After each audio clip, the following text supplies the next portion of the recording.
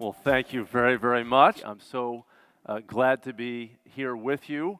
And we were just talking at lunch about the immense topic that is really bound up in your name as an organization. You think, oh, why are we talking about animals and our relationship with animals? And, you know, I really want to argue today that this is one of the most fundamental aspects of our human relationship to the rest of the world, is our relationship to animals and to nature. There are 7 billion of us, but there are tens of billions of animals on this small, finite planet with a thin zone of life enveloping it. And if you really look at the history of our relationship to animals and nature, and just the history and prehistory of humans, many of the great junctures relate to what we did with animals. If we've been around for 2 million years as a species in some form, it was the development of domestication of plants but also animals, first wolves into dogs maybe 35,000 years ago, and then 10,000 years ago many other species, changing the way that we relate to the natural world, allowing us to develop communities and no longer be nomadic, which developed into larger communities and cities and states.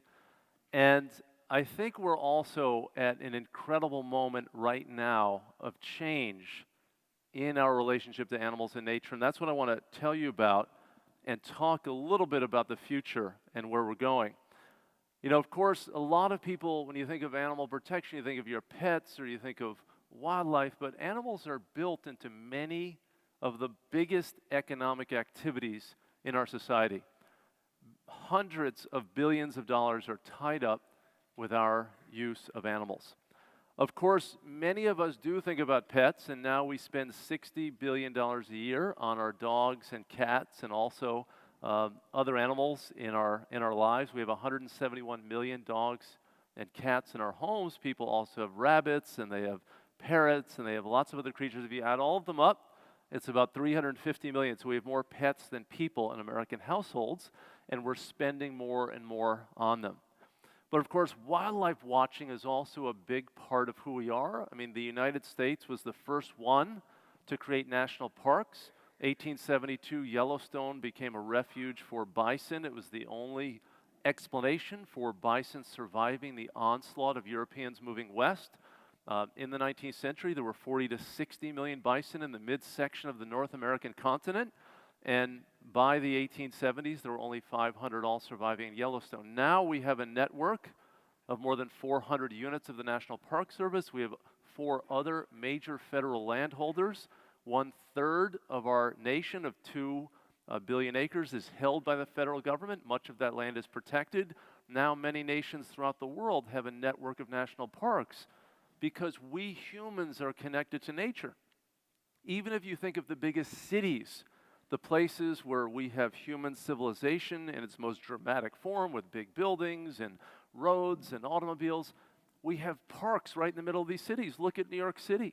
In the middle of the 19th century, Frederick Law Olmsted created Central Park because he knew, and we have known for a long time, that we humans are connected to nature. So even in a place where we have all of this human development, we still want a touch with nature. It calms us, it soothes our soul. It's important to us because we, for 99% of human history, were immersed in nature as tribal societies. Now we spend billions of dollars in the United States on wildlife watching, and now it's a big business throughout the world.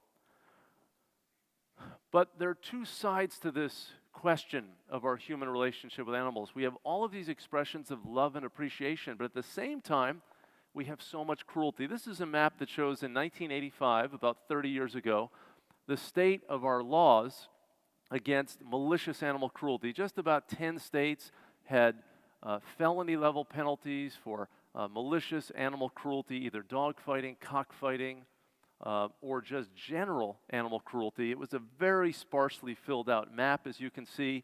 We said, my God, if we are going to treat animals properly in society, we must have a baseline standard. We must have societal proscriptions against malicious animal cruelty, because it's not just bad for the animals, it also dulls us as human beings.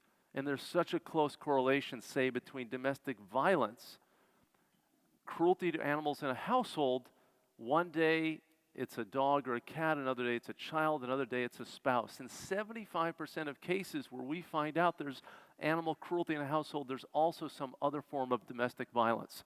So we've got to treat this problem in a serious way, because we're then going to graduate from animals to people with interpersonal violence.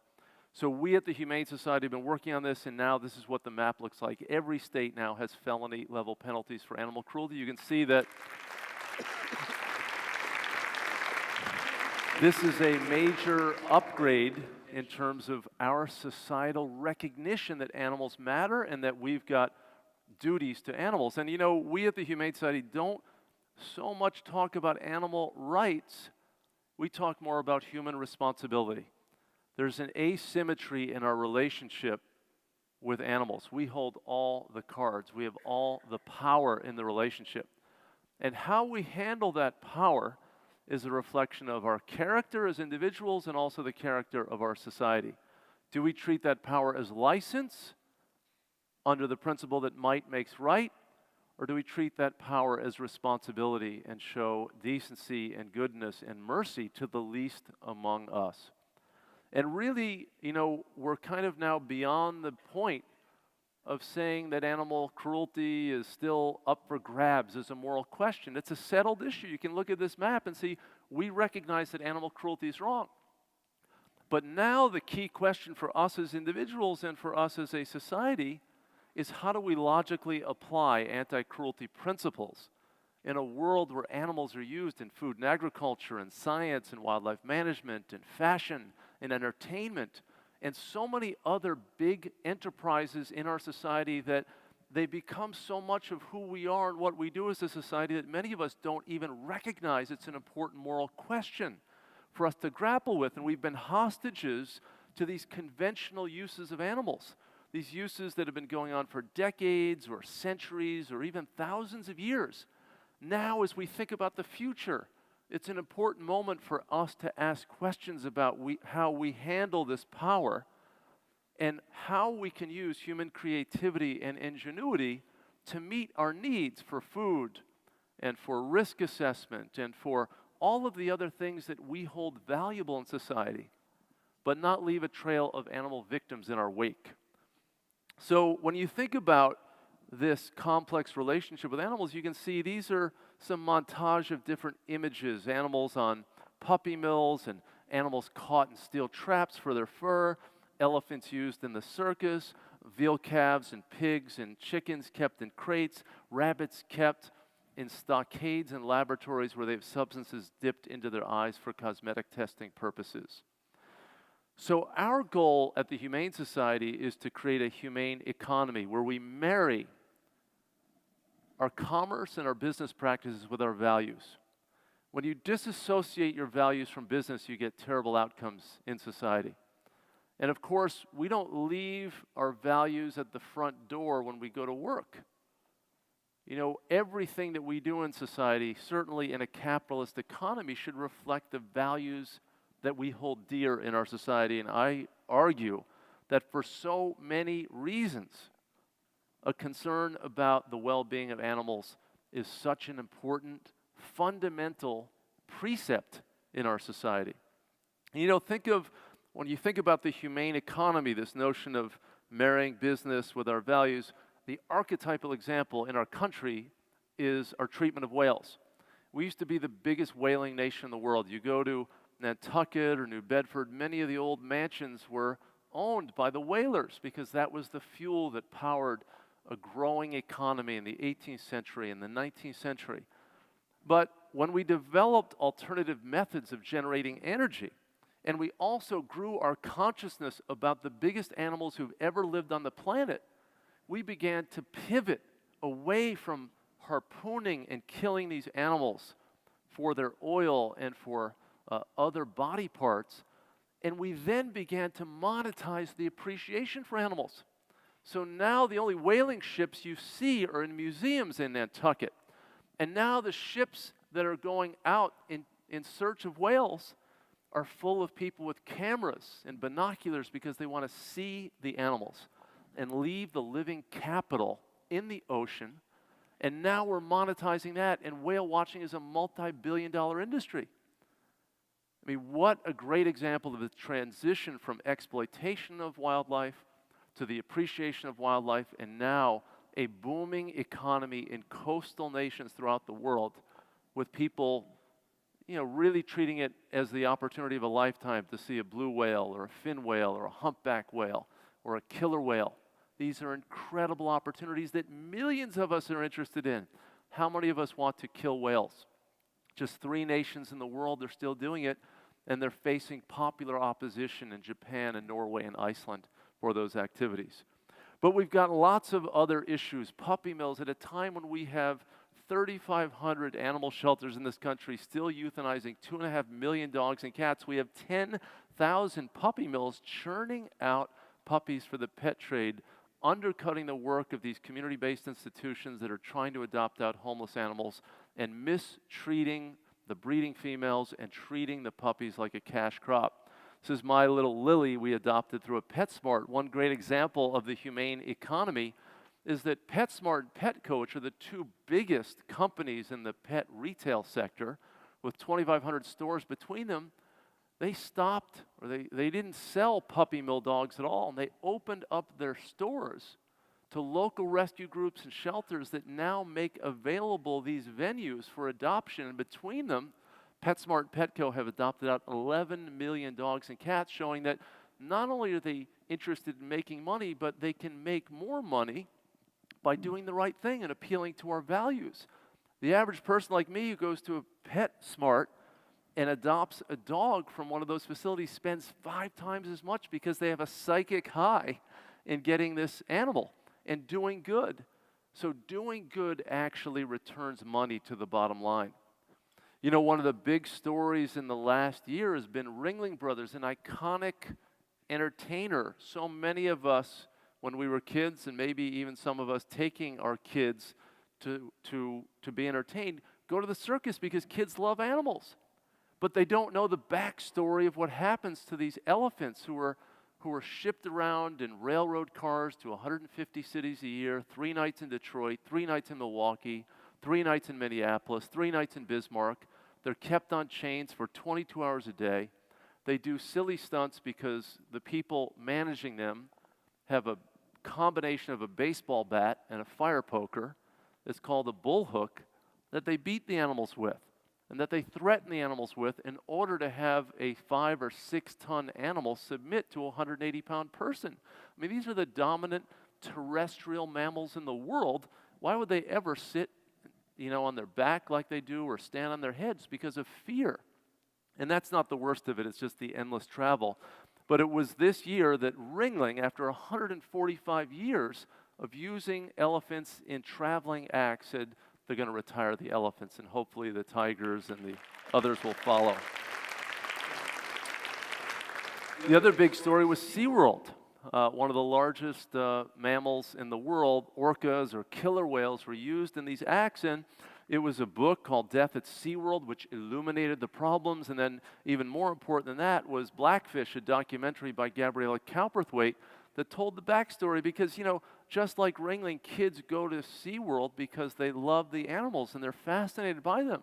But when they learned what was happening behind the scenes in terms of the historical case of some of those animals getting there, they were captured from their pods in the wild.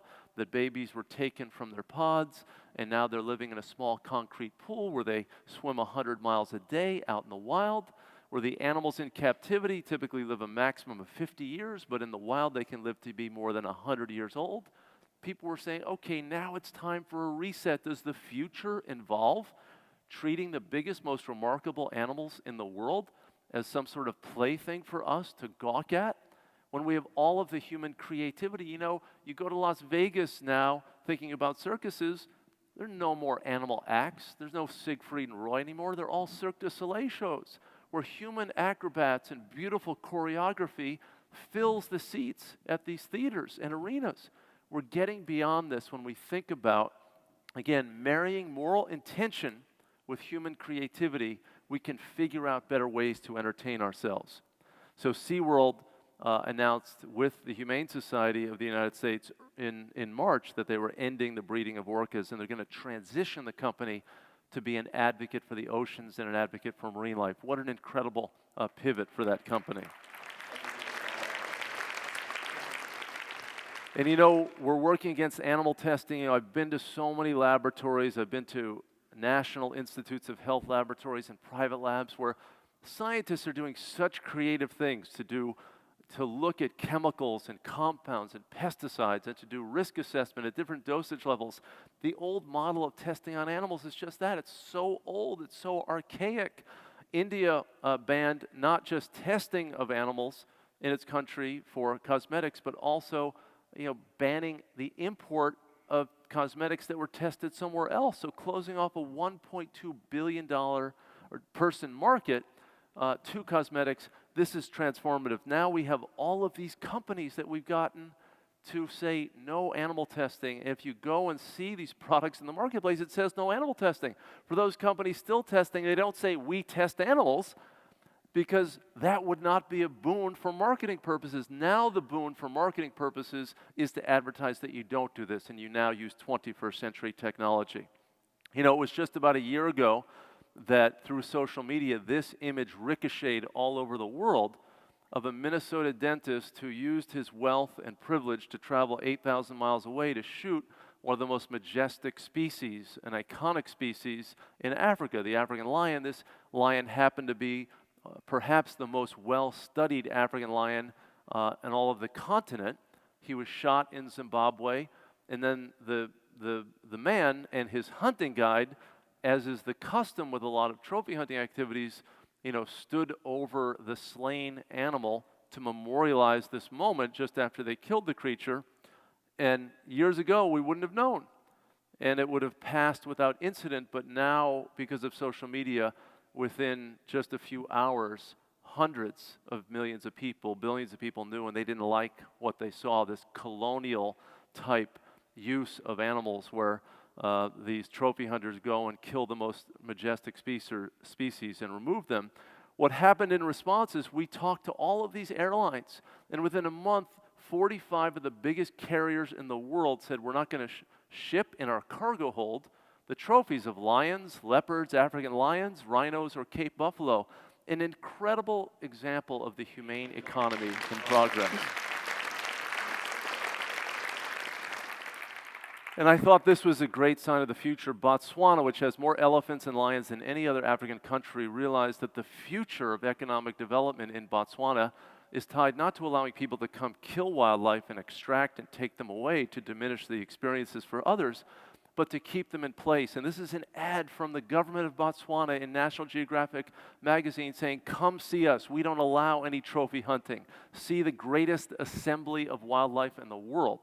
They are building their future economic development plans around appreciation of wildlife. If you think about African nations and their greatest resources, well, wildlife are the greatest resource that so many of these nations have.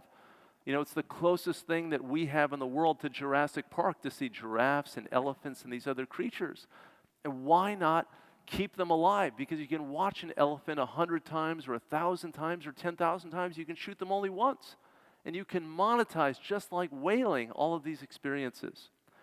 And there are studies that show that elephants kept alive rather than killed for their tusks are 76 times more valuable alive than dead. Yes, you can sell the ivory and make a little bit of money, but if you keep them around, you can have kind of a renewal of this economic activity and protect the future economy of these countries. Fashion. We used to, if you're Lewis and Clark, you're traversing the United States in 1803. To survive, you've got to kill animals for food, you've got to kill animals for clothing. But now we have synthetic garments, natural garments that can clothe us. If you go to the South Pole or the North Pole on an expedition, you don't go there in a bobcat coat or a beaver coat. You go there in Gore-Tex or these other products.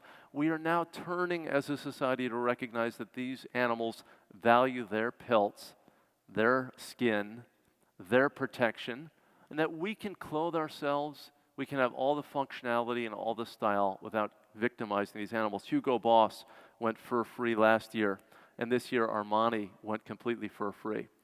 But the biggest issue of all is the use of animals for food. We raise and kill 9 billion animals a year in the United States. That's 30 animals per person, so the average American eats 30 animals every year. Most of them are chickens. This is an image of hens raised for egg production in a battery cage. This is an image of breeding sows in gestation crates. In both of these production systems, the animals are effectively immobilized. They're treated like meat, milk, and egg-producing machines and just treated like commodities. And you have to wonder, I mean, how did we get so far off in our relationship with animals that this treatment becomes acceptable? This shameful immobilizing of creatures conscripted to feed us are treated in a way that doesn't honor even their most basic instincts and needs, which is that animals built to move, animals with legs and wings, are denied even that. And we're so far removed from it because we get food in a restaurant or at a banquet, not this one, thank you, Julie. And you know, we get in the supermarket and we have no idea what the backstory is. Most of us would have no interest in contributing to this sort of ongoing privation and misery. But that's what we're served because that's what happened in conventional agriculture. We have to change this, and fortunately things are starting to change. We're now seeing an incredible movement to get these animals out of these circumstances. Agriculture is changing for the better. Nestle, the biggest food seller in the world, announced with us that they are honoring the 5 freedoms of animal welfare. Walmart did the same thing. McDonald's has been the biggest mover, saying no gestation crates, no cages for hens. And in response, we've had just a cascade of companies that have said we're going to move away because the humane economy is really organizing itself at the consumer level. And so many people are now connecting their food choices to their moral intentions and saying we don't want to be a part of this. And what's extraordinary is that all of these companies have made this pledge, and it's just been growing week by week. More than 180 companies in the last 10 months have made announcements with the Humane Society of the United States that they're going to rid their supply chain of these inhumane factory farming practices. An extraordinary circumstance. And this is a company that has been an outlier. I'll show you this video. Good morning. Whoa. Whoa. Excuse me. Ow. Sake. Get off me.